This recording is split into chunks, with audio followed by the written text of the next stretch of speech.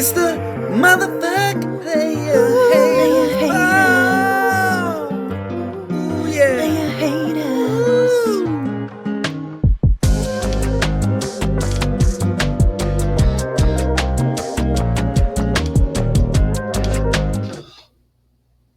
Holy fucking shit. We did it. That's right. The draft has come and gone.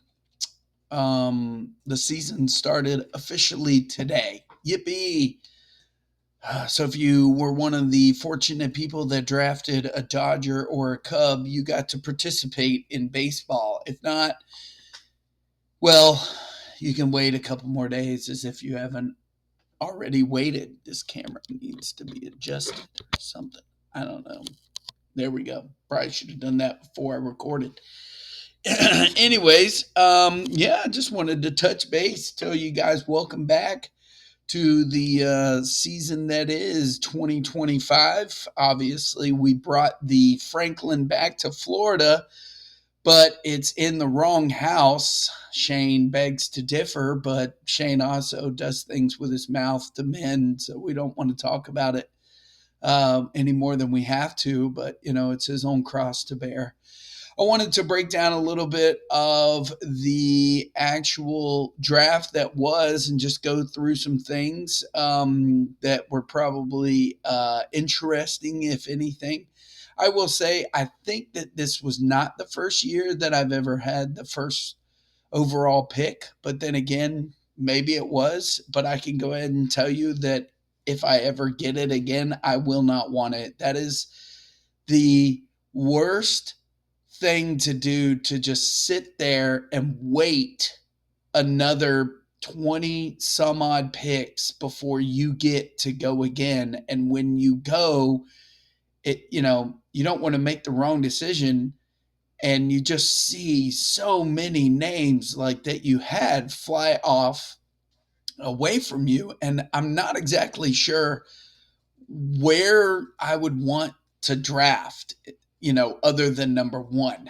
Now, if Shohei Ohtani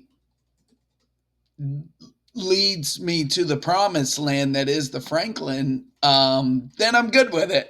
But for the most part, this was really just a mental grind, if you will, because I really wanted to maximize the fact that I was going to have Shohei on my team and taking up the utility spot.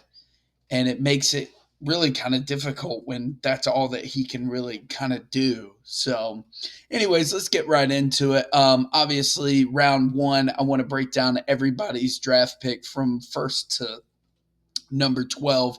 So given the position of number one, I was tasked with really a cross between two batters, and it really came down to my love and affection for Bobby Witt Jr., or the fact that had it not been for the addition to to Shane's team last year of Shohei Ohtani, would he have really won last year? And yes, we all know you had the better team by far without adding Shohei, and I just made it in by the skin of my teeth. But team context is really what made me think and make the final decision, because I believe that Bobby Witt Jr. is very impactful to fantasy, and he's a very good player, and he's young, but he plays for the Kansas City Royals. And when you start to think about the team that surrounds him, it's not as deep as what the rich and famous Los Angeles Dodgers have. Now, the other mental struggle that I was going through is the fact that Shohei Ohtani is also a pitcher. And there is a lingering issue that is something that he's dealing with only when he pitches, I guess, because obviously there's a completely different mechanics that go on. So ultimately, I went ahead and just said, fuck it. And I think I said that several times over the draft was fuck it. And I went with Shohei Ohtani. Now, some people may say, well, why didn't you draft Aaron Judge? Why didn't you draft Juan Soto? Why didn't you draft Jose Ramirez? Well, I like Jose Ramirez, but again, then you start to think about team context when it comes to Cleveland. There is somebody that I really liked being in Cleveland with Jose Ramirez, who is no longer there. And I feel like that Josh Naylor did provide a lot of RBI support for Jose Ramirez, and he's not there now. So I feel like that there's a few pieces in Cleveland that aren't going to necessarily be such a factor for Jose. Juan Soto, yes, he would have been a really good pick at number one, and you could justify him going there. Aaron Judge, not such a good supporting cast, in my opinion. You think about Anthony Volpe, aging Paul Goldschmidt. Yes, Cody Bellinger is there, but really, what does that team look like? And Jazz Chisholm is there, but again, Jazz is always injured as well. And then when you start to just take away those players and what they're able to do, Aaron might not look as good. So again, you could make a case for just about every single one of the people that went after Shohei and say, yeah, I could see why you would take him first. I'm not one to take pitchers in the first round. Two went this year.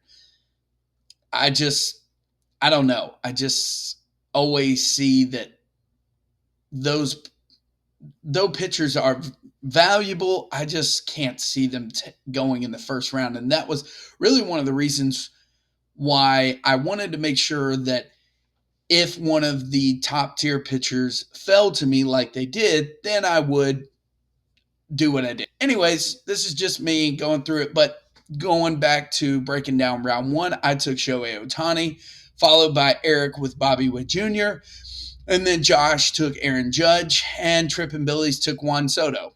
That will probably be the best player in baseball this year, just, by far. Jose Ramirez went to Ray for Peaches. Paul Skeens, the first pitcher taken by Tortured Baseball Department. Now, let me tell you, I've gone over and looked at some of these rosters.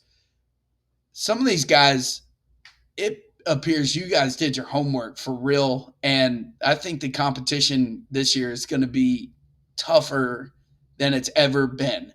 Ellie De La Cruz went to the Hitman. Gunnar Henderson went to Agents of Chaos. Tarek Skubal went to Mandalorians. Mookie Betts went to Troubleshooters. Rally Monkeys grabbed up Vladdy and Kyle Tucker. What the fuck? Kyle Tucker went to Nick at the end of round one. I think it's really funny that immediately after the draft, Walker is whoring out Vladdy for one of the pitchers that went before he grabbed Vladdy. I think that's so funny. And especially with the fact that what Walker ended up doing for the rest of the draft, my God, do you really need one of those? And we've seen this time after time with you, Walker, where you will just grab up all these pitchers and you stockpile them, and your batters look like dog shit. And last year you did it with Freddie Freeman, and this year you've done it with Vladimir Guerrero Jr. And Vladdy bounced around last year. He ended up being on my team towards the end, I believe. And this year, I guess you're just hoping again that we're all going to come to you for that resource of pitching. And I honestly think that this year, the well is actually more plentiful for us in the starting pitching world. That's all I'm hearing. That's all I think. That's what I believe. Now you're going to dominate based off of the draft, but I just feel like that my God, man. Like, we didn't even get 20 minutes out away from the draft, and you're already pining for your number one pick. And I would have gladly taken Vladdy because I was not happy with my first baseman. And thank you, Josh, going into round two. So as we're sitting there waiting, I had a draft strategy in mind, if you will. And what really pissed me off is I was going straight for Matt Olson and Ketel Marte. I wanted to get the strongest possible batting lineup and get if I wasn't going to get Bobby Witt Jr., which I felt like shortstop was probably the weakest position to draft from, and also second base.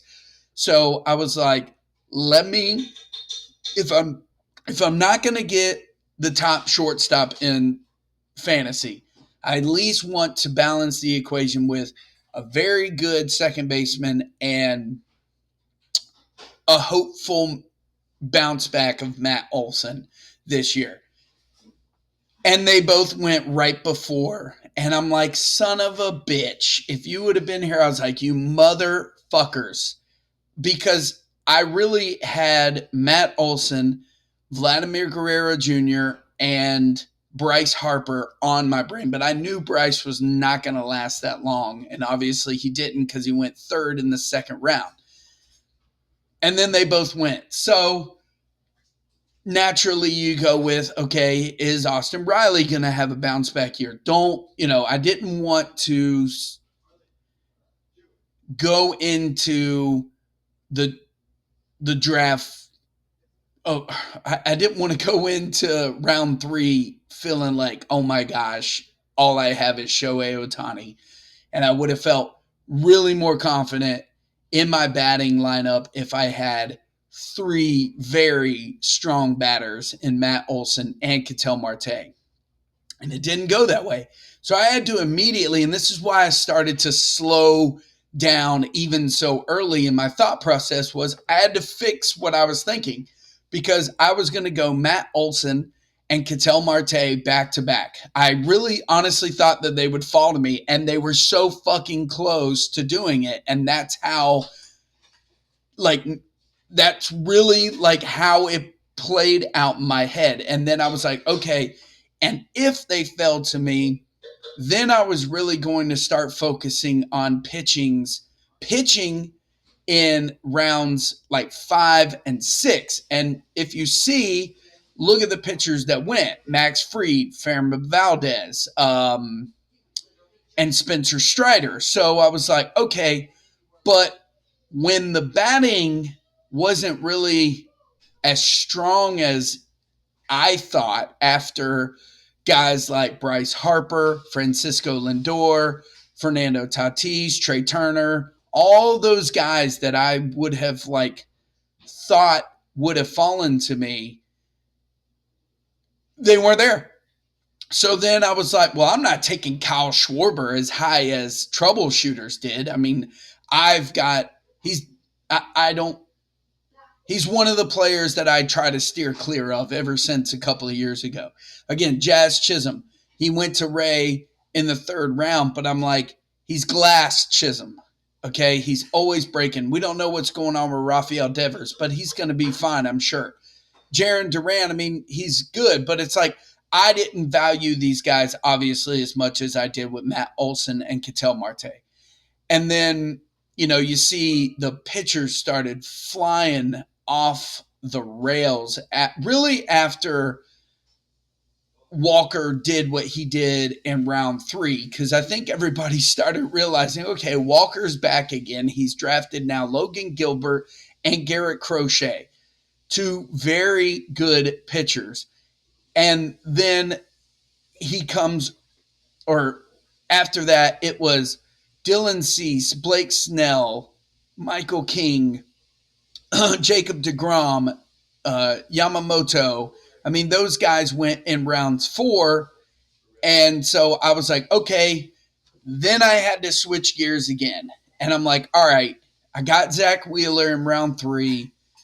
Now I want to boost my batting even more. And I'm hearing that Jose Altuve is going to be playing in the outfield, which I think is fucking crazy. Like, he's so little. He's going to have to cover that much distance. Granted, he's fast, but it's like, holy shit, that's going to be so funny. Normally, you're seeing, like, I don't know, like 5'11" guys out in the outfield, and they're going to put his little ass out there. But I started thinking, okay, if I get Jose Altuve and he gets outfield eligible, so then I'll have second base outfield from him, and then I can maybe bounce around. And I could not believe that Ronald Acuna was there in round 5. Now,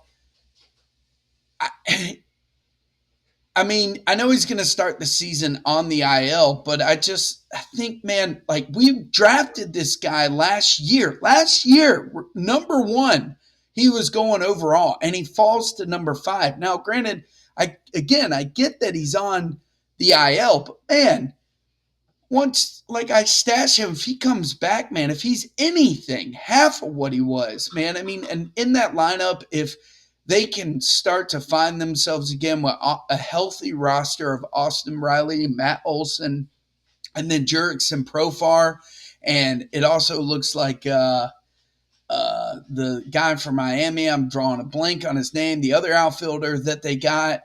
I mean, that might be a really potent offense again. And I was like, man, I'm not going to pass up value like that, especially for the fact that I didn't get to draft again until the end of round 6.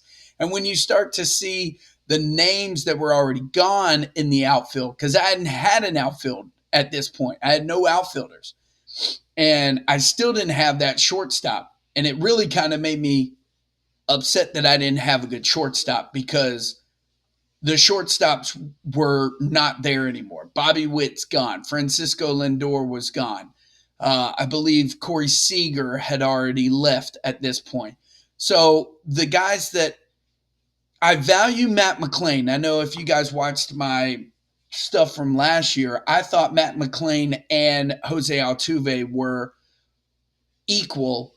And I don't know what to expect, but I know I didn't want to draft Matt McLain over what Ronald Acuna could be this year. So, when you look at the fact that round 5, Walker is still doing what the fuck he's doing in drafting Spencer Strider. The other thing that I was not noticing, but we have 2 teams this year that are really going to be, they're going to be weird outliers in terms of fantasy. And honestly, I'm kind of like, I wish that I would have drafted more from these teams just because of where they're going to be playing their home games. Because I remember during the COVID years that the Toronto Blue Jays that were playing down in Dunedin, man, that was a small field, and it felt small. And I believe that's where the Tampa Bay Rays are going to be playing their home games, if I remember correctly, if I'm hearing that right. And then the Athletics are going to be playing their games in San Antonio, I believe, or something. I can't remember, but like, relatively, these are going to be smaller stadiums. So these guys are, by all accounts, are going to be just like tattooing the ball. And I feel like that if you were able to grab up a Tampa Bay Ray or an Athletic, and for the 81 games that they're going to be playing at home, man, it's going to be kind of nuts. But, we'll see how it plays out. But Brent Rooker went, and I like Brent Rooker. But again, I just did not want to I didn't want to pass up on Ronald Acuna, hopefully falling to round 6. And when I look at like who I would have taken in round 5, it probably only would have been only Spencer Strider, Brent Rooker, or Max Fried. Maybe even Framber Valdez. And now that I'm looking, Wyatt Langford was there too. So, anyways, moving on to round 6, we see again, Walker comes right back with Pablo Lopez. So, just to recap, round 2, 3, 4, 5, and 6 so far. Rally Monkeys is grabbing up pitchers. And again, this is another wave of Walker just affecting the market. He takes a pitcher and so does Nick. And then he takes another one and then pitcher, relief pitcher, pitcher, pitcher, pitcher. They fall off. And I was like, all right, well, I need a shortstop now. And then I was like, okay, I want another outfielder. I do not know why I drafted Anthony Santander. I know that he's got a lot of power, but I was just like, let me grab him, because I was thinking of grabbing James Wood. He was still there at the time, and they're talking about him doing things, and he was on my team last year, or Lawrence Butler or Brian Reynolds, but they didn't go until round 9. So clearly it was probably better that I value Anthony Santander. And he did a lot of good things last year, and he was just like a quiet workhorse. And I feel like the team that he's now playing on might be a little bit better. What team was he playing on last year? Was it the Orioles? So I don't know. Toronto, Baltimore, those are both really good young lineups. But again, I was missing out on a lot of pitching because they just kept flying. Luis Castillo, Spencer Schwellenbach. And I'm thinking, man, why are all these pitchers just continuously flying off the rails? And so round 8 was when I also addressed that I needed a first baseman. And again, it took me that long to finally, find one that was still there. Pete Alonso was already gone in round 4. Josh Naylor, who I like, Ray took him. Again, that pissed me off. It's like, great. Yeah. So, yeah, Jordan Westberg. I really wanted a piece of that action. But, yeah, we see Hunter Brown, Joe Ryan. I mean, the pitchers just kept flying off the board. And, yeah, I just figured I'd go with Jared Jones as my second pitcher, and it took me all the way to round 9. So I felt like I was addressing the need, and then I went back to back in pitchers. But again, another, where are you at, Walker? Yeah, another pitcher taken. He took one. I think Shane had mentioned this already, just how many he had actually taken back to back to back. When did you grab another batter? He grabbed Clay Holmes in round 11.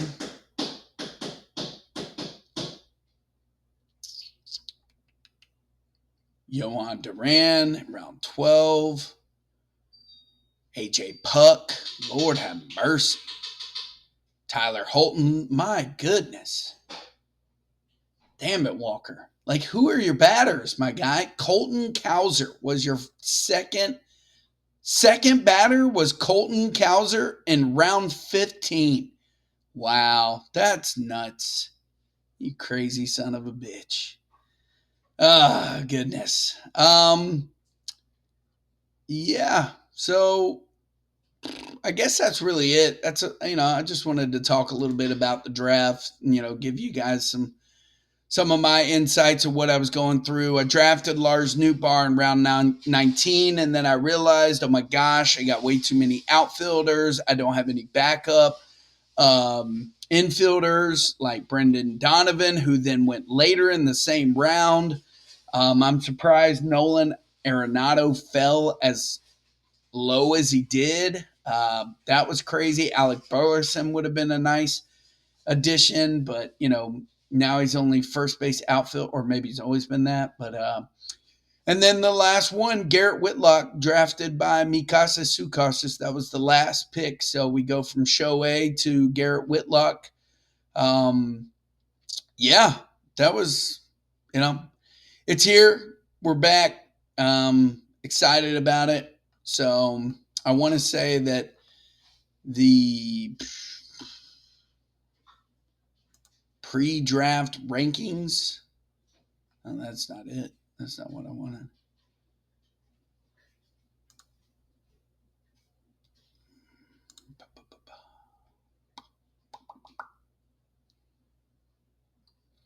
So just real quick, looking at like some of the rosters, man. Looking at like Josh, you got a strong team. You know you do. Aaron Judge, Matt Olson, I believe.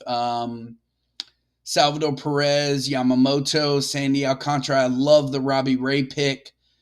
You got some really strong back end pitchers in Seth Lugo, Nick Lodolo.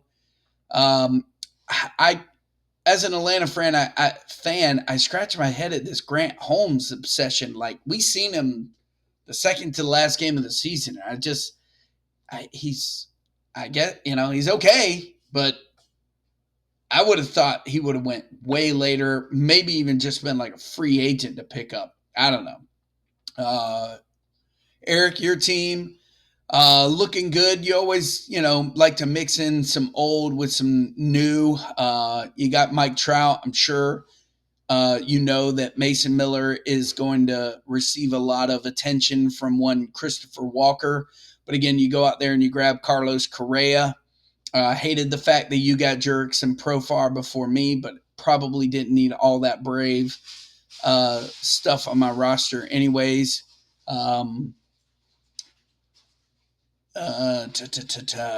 see. Shane, love the Juan Soto pick. I think I already mentioned that earlier.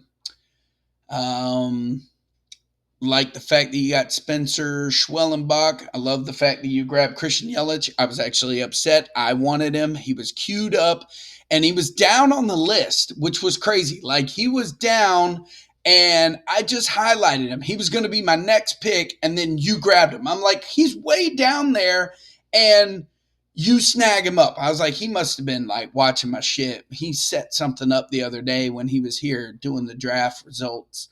Or yeah, when we did the draft thing. So I know you love Trevor Story. So it's always good to see that he gets to go on the IL on your roster. Ray, I love her first pick. Love her second pick, Jose and Corbin Carroll. She's got a lot of power, a lot of speed. Man, she's just, gosh, those first four, Jazz Chisholm and O'Neal Cruz, man. And then Marcus Semien, man, she's got a really good roster. And, you start to look at where's her pitching coming from, though. Who's her best pitcher? It's going to be Framber Valdez and then Hunter Green. Nathan Eovaldi has always been, Michael Walker, yeah, she's going to need to focus and look at that for sure. And, Walker's got probably the people she needs, but I doubt he has any interest in trading. Torture Baseball Department, another Paul Skeens, and then he went his first batter, Trey Turner, not bad. Wyatt Langford. This is Jason, obviously. I love the Xavier Edwards. Going to get a lot of speed there from that guy.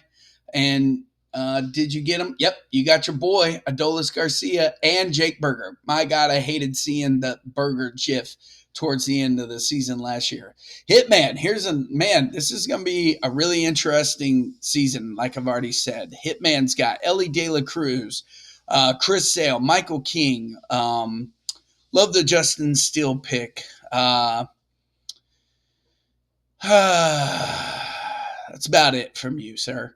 Agents of Chaos. I appreciate you grabbing Michael Harris. I like your Jose Barrios. He's looking to do pretty good things. I scratch my head at the Ranger Suarez. I think he was an anomaly last season for sure. Mandalorians grabbing up Tariq Skubal, Fernando Tatis, Cole Reagans, Corey Seager. Good first four picks for sure. Grabbing up some good